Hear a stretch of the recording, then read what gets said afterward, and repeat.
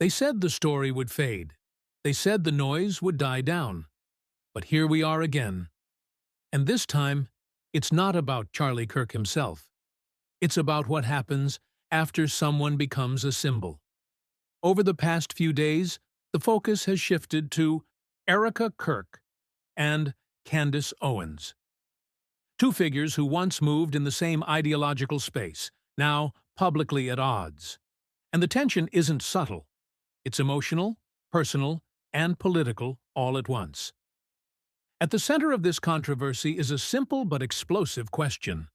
Who gets to control the narrative after a political death?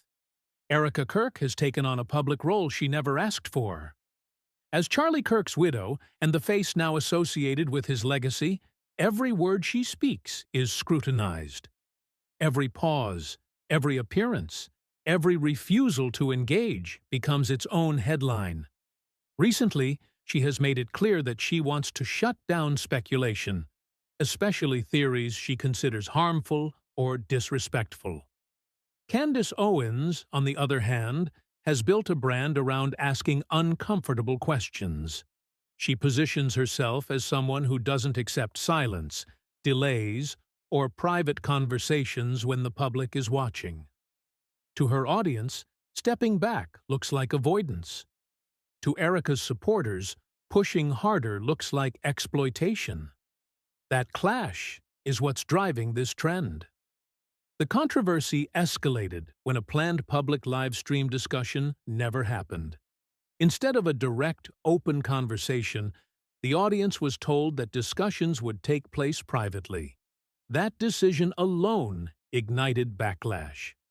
Social media doesn't respond well to closed doors, especially when emotions are already high. Owens framed the situation as a lack of transparency. Her argument was simple. If people are asking questions, refusing to answer them publicly only fuels suspicion. She criticized what she saw as deflection and delay, and her supporters amplified that message across platforms. Erika Kirk's response was very different in tone. She emphasized grief, responsibility, and boundaries. From her perspective, not every question deserves a public stage.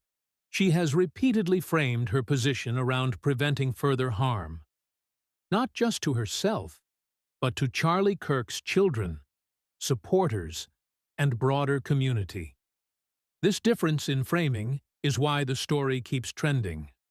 One side sees a journalist-style demand for answers.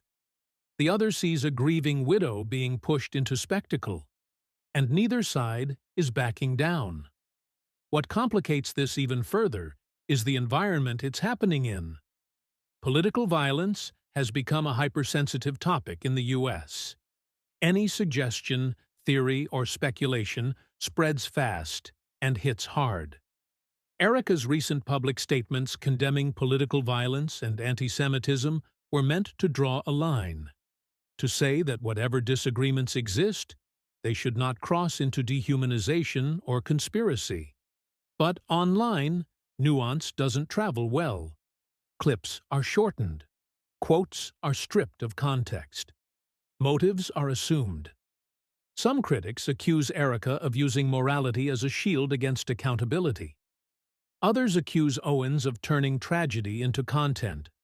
Both accusations are now part of the discourse, and both are being debated aggressively. What makes this trend persist is that it taps into something deeper than just two public figures disagreeing. It's about who is allowed to ask questions, it's about who is allowed to say no, and it's about whether the public has any right to private grief when the person lost was a political icon.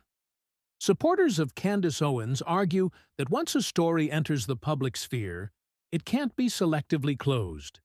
They believe silence creates power imbalances, and that transparency is the only way to prevent misinformation.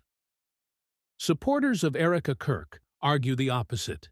They say that constant public interrogation turns real loss into entertainment.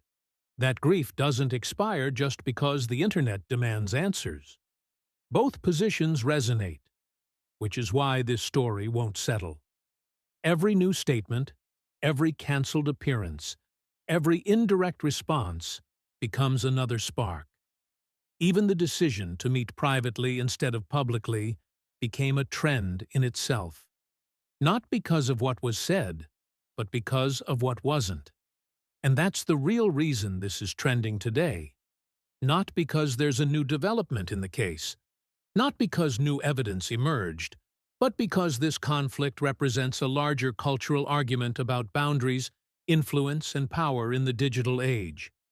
When public figures collide, the audience doesn't just watch, it chooses sides. And once sides are chosen, the story keeps feeding itself. This isn't just about Erika Kirk versus Candace Owens. It's about what happens when grief meets influence, when silence meets suspicion, and when private pain is pulled into public debate. And until one of those dynamics changes, this topic isn't going anywhere.